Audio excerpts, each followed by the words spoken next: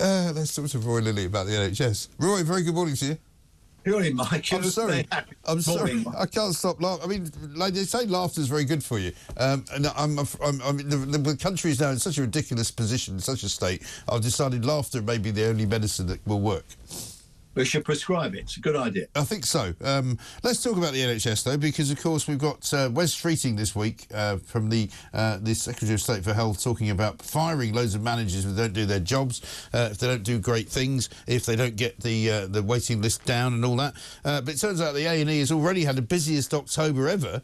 I'm not quite sure why. I presume that may be down to the fact that GPs are not seeing as many patients as they ought to be because they're still kind of working to rule.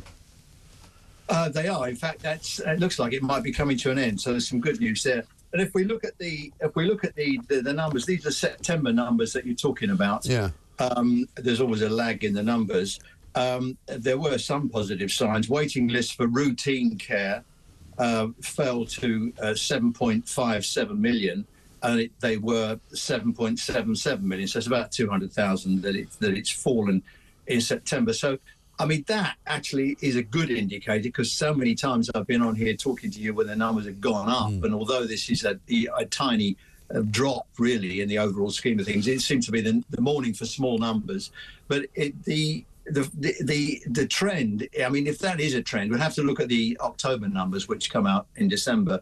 If the trajectory is that they're starting to come down, it's good news. But you're right, it's not good news for nearly 50,000 patients spent over 12 hours on a trolley in A&E, and there were 1 in 10 waited 90 minutes for an ambulance, which is just totally, I mean, you can get a Deliveroo boy with a pizza quicker than you can get an ambulance. Yeah. So, you know, this is, I think overall, if you ask me to sort of up sum it, I think overall, this is the most encouraging set of numbers that we've had for a long time. But, you know, we've got the winter coming now. Who knows what's going to happen with that? If we have a bad winter, you get what's called exacerbations. That's existing conditions get worse. Yeah. And fundamentally, older people get into hospital. And then, of course, once they're in hospital, the big problem is to get them home safely. And we can't do that because social care don't have the care packages. And that's when the whole system blocks up. And you and I are going to be sitting here talking about why there's a queue of ambulances outside all the hospitals. So, you know, who knows? We're in that kind of keep our fingers crossed phase, I think. Because when we talk about, you know, the care sector not being really fit for purpose, people normally assume you're talking about sort of care homes, but what we forget about is the people who go into other people's homes to care for the people who can't look after themselves, because that's a massive part of care, isn't it? Yes, it is. It's called domiciliary care, right. And it's where, you know, somebody comes in the morning, helps your granny get up in the morning, bathing, breakfast, lunchtime meals on wheels, twilight services, they're called, to get them into bed in the evening. Very difficult job. I mean, it's very underrated, and the people that are doing the job are paid very poorly. As far as that's concerned, government is now putting through a bill through Parliament where they're going to do a national minimum wage for care workers on top of the existing national minimum wage, jack it up a bit to try and get people to pay more. But the difficulty here, Mike, is that these small companies, they've been hit by inflation like all the other businesses have. Now they're hit by their national insurance contribution problems as well.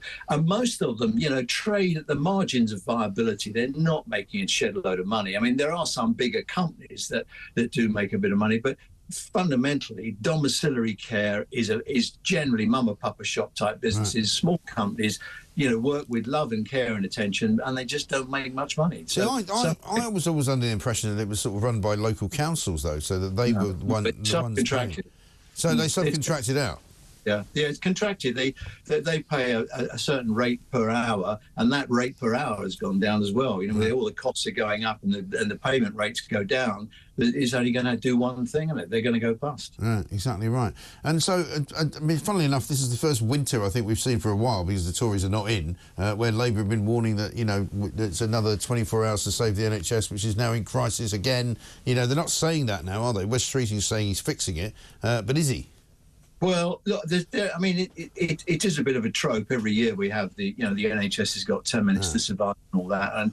everybody's kind of used to that, it's bored with it really. But the fact is, it does come under a huge pressure every winter. The NHS is not stupid. I mean, it has very complicated winter escalation plans.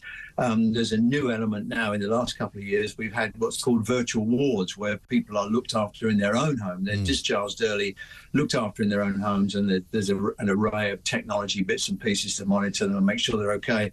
I mean, that doesn't work for everybody.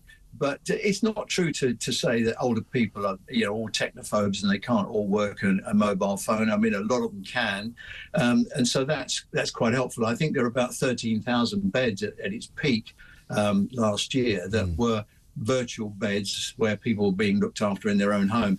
That can take the pressure off, but fundamentally, it's about very vulnerable people who've been ill, are medically fit to go home, but they're just too frail to look after themselves. That's where it all comes unglued. No, indeed. Good to talk to you. Thank you very much indeed. Roy Lilly there, former NHS Trust Chairman, talking about the state of the NHS, because, of course, they had their busiest time in the A&E in October for a very, very long time, which tells you that doctors are not seeing enough people.